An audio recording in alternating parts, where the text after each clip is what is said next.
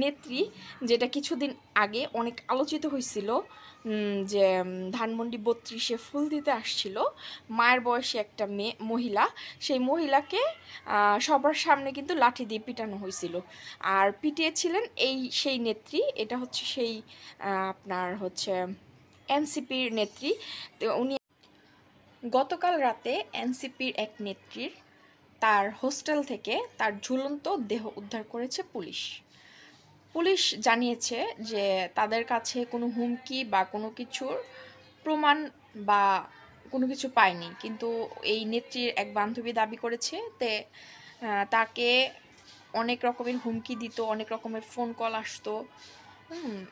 এই কারণে উনি ডিস্টার্ব ছিল, তার পাশাপাশি তার ব্যক্তিগত জীবনেও উনি ডিস্টার্ব ছিল।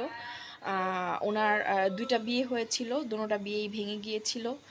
তারপর একটা রিলেশনে জড়িয়েছিল, সেই রিলেশনও নষ্ট হয়ে গিয়েছিল, সেই নিয়ে উনি খুব ফ্রাস্ট্রেটেড ছিল।